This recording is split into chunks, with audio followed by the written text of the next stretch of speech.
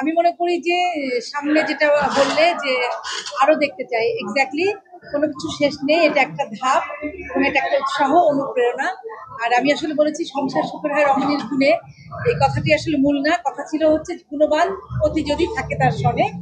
তো আসলে আমার যে কথাটা কখনো মঞ্চে বলা হয়নি যে যে কোনো মানুষ যখন এগিয়ে যেতে চায়, সফল হতে চায়, সে এককভাবে আসলে পারে না, সম্ভব না। তার পাশে চারপাশে যারা থাকেন তাদের সাপোর্ট, সেটা যে কোনো কর্মক্ষেত্রে, সেটা ব্যবসা হোক বা সেটা খেলাধুলা হোক বা আমাদের সংস্কৃতি ভ্রমণে হোক, আমি মনে করি যে সেটা বাবা মাই হন আর স্বামী বা স্ত্রী, যারা, আমি বলি এই সম্পর্কগুলো আসলে সিম্বায়োটিক, সবাই কিন্তু পরিপূরক। ওইভাবে যদি সাপোর্ট থাকে পাশে, অবশ্যই আমার মেধা, আমার জ্ঞান বা আমার গুণ, সেটা নিজস্ব আমার একেবারে ট্যালেন্ট যদি থাকে, প্রত্যেকটা মানুষের ইন্ডিভিজুয়াল, তো সেটাকে আসলে নারিশ করতে হয়, সেটাকে সাপোর্ট দিতে হয়। আমার খুবই ক্ষোভ আমাদের বাঙালি পরিবারগুলোতে, আমাদের সমাজে বেশিরভাগ যেটা হয়, একটা ছেলে ভালো গাইতে পারে, একটা মেয়ে ভালো আঁকতে পারে, ভালো নাচ করতে পারে, সেই ব্যাপারগুলোকে একটা সার্টেন টাইম পর্যন্ত উৎসাহিত করা হয়, তারপর কিন্তু তাদেরকে বোঝানো হয় যে এখন তোমার টাইম আপ, এখন আর কিছু দরকার নেই। সেটা আসলে উচিত না। লেখাপড়ার পাশাপাশি থাকবে, সেটাও যেমন একটা মানুষের মেধা, তেমনি পাশাপাশি আর যা কিছু আছে। তো সফল হতে গেলে প্রত্যেকটা ক্ষেত্রে মানুষকে পাশাপাশি, আর বিশেষ করে যারা মানে সবচেয়ে বেশি কাছের, যেমন আমার সাথে আজিজ হাকিমের বিয়ে হয়েছে, আমি প্রায়ই বলি যে আমি 22 বছর মাত্র আমার বাবা মায়ের সঙ্গে ছিলাম, তারপর আমার যা বয়স আমি তোমার কাছে। তো যদি ও আমাকে বাধা দিত, সেটা তো প্রথম আমার জন্য অবস্ট্যাকল, যেটা আমি এগিয়ে যাওয়ার জন্য আমার জন্য খুব সমস্যা হয়ে যেত। আর সেটা না করে যখন পাশে থাকে, তখন তার বলার অপেক্ষা রাখে না। আমি মনে করি আমি আসলে অনেক দূর আসতে পেরেছি। আচ্ছা, একটা মানুষের ইন জেনারেল যে গুণগুলো প্রয়োজন হয়, যদি সে আসলে সফল একজন ব্যক্তি হতে চায় বা আইকনিক পার্সন হতে চায়, ডেফিনেটলি তার প্রত্যেকটা গুণ তার ভিতরে আছে। তার ভিতরে আমি বলবো প্রথম, তার যেটি আমি বলতে চাই যে একেবারে পেশেন্স, যেটা ধৈর্য। একটা মানুষকে সবসময় ধৈর্য ধরতে হয়, অপেক্ষা করতে হয়, সহনশীলতা, তারপর পরমত সহিষ্ণুতা, যেটা আমাদের ভেতরে মানে একেবারেই থাকে না, আমরা সমালোচনা নিতে পারি না। তো স্বপ্ন থাকে অনেক বড়, ওর স্বপ্ন ছিল, স্বপ্ন আছে, এখনো সে শিখছে, এখনো এগিয়ে যাওয়ার জন্য সে চেষ্টা করছে, এবং অধ্যাবসায়।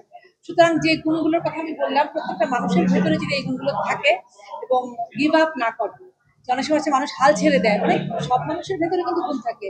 তো একজন আজিজুল হাকিম, আমি বলবো আপাদ মস্তক একজন ভদ্র মানুষ, ভালো মানুষ এবং ধৈর্যশীল, এবং সামনে আর বলবো না, কিন্তু সে আসলে ভালো মানুষের বাইরে, ভালো মানুষ থেকে তার একটা মানুষ হিসেবে, কিন্তু সফল মানুষ হিসেবে তার যে এখনো পর্যন্ত সে তার স্ক্রিপ্ট পেলে যেভাবে সে স্টাডি করে, স্ক্রিপ্টের প্রত্যেকটা সংলাপ সে মুখস্থ করে, সে সেটাকে হাইলাইটার দিয়ে সে দাগিয়ে পড়ে, মানে একজন আজিজুল হাকিম এরকমই হওয়ার কথা।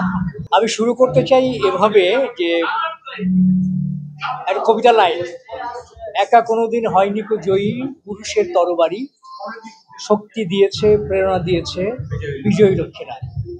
সুতরাং স্বামী স্ত্রী বা একজন আরেকজনের সঙ্গে যে সম্পর্ক, সেই সম্পর্কটা কিন্তু এগিয়ে যাওয়ার জন্য খুবই প্রয়োজন। আমি মনে করি যে একটা পরিবারে যখন স্বামী স্ত্রী গাঁটছড়া বাঁধে বা শুরু করে সংসারটা, একেবারে শেষ দিন পর্যন্ত কিন্তু একসাথে থাকার জন্যই তারা সেটা করে। তো সুতরাং একজনের এগিয়ে যাওয়ার জন্য আরেকজনের সাপোর্ট থাকবে, এটাই স্বাভাবিক।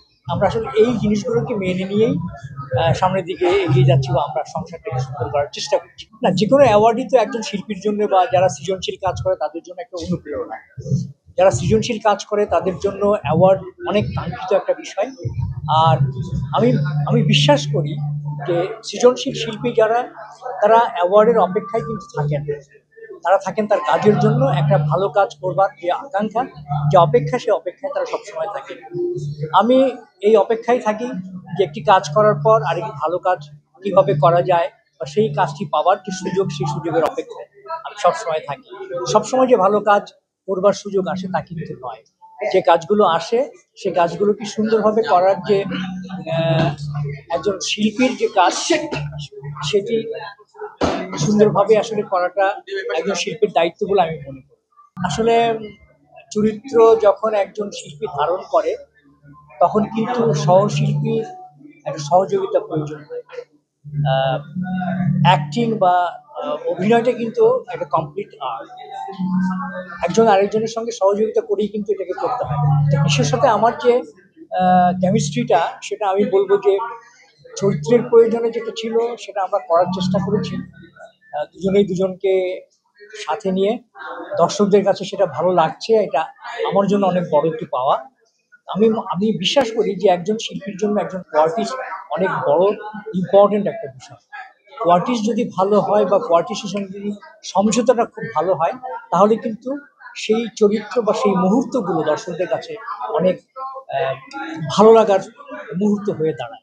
ওই উত্তরটা দেওয়ার আগে আমি একটু বলে নেই, সেটা হলো যে সবকিছু মানে চরিত্রগুলো ক্রিয়েশনের পেছনে যে মানুষটি থাকে সেই মানুষটি হচ্ছে পরিচালক, ডিরেক্টর। ডিরেক্টর একটা স্ক্রিপ্ট থেকে শুরু করে সেই স্ক্রিপ্টে যে চরিত্রগুলো আছে সেই চরিত্রগুলোকে কীভাবে সে স্ক্রিনে উপস্থাপন করবে সেটা কিন্তু তার মধ্যে। সুতরাং ভালো কাজ তৈরির পেছনে বা ভালো কাজ দর্শকদের পছন্দের পেছনে যে মানুষটি কাজ করে সে মানুষটি হচ্ছে ডিরেক্টর। প্রত্যেকটা কাজের পেছনে যে ডিরেক্টর আছে সেই ডিরেক্টরকে অবশ্যই সাধুবাদ দিতে হবে। ওয়ালটন এখন দেশের সীমানা পেরিয়ে পৌঁছে গিয়েছে 50টিরও বেশি দেশে। ওয়ালটন, ঘরে ঘরে বিশ্বজুড়ে।